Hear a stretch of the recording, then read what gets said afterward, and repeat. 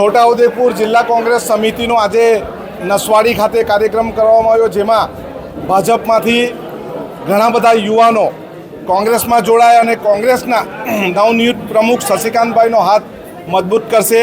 આવનારા સમયમાં આદિવાસી વિસ્તારની જળ જંગલ જમીનના પ્રશ્ન મુદ્દે કોંગ્રેસ સાથે આદિવાસી સમાજ કોંગ્રેસ સાથે રહીને લડશે.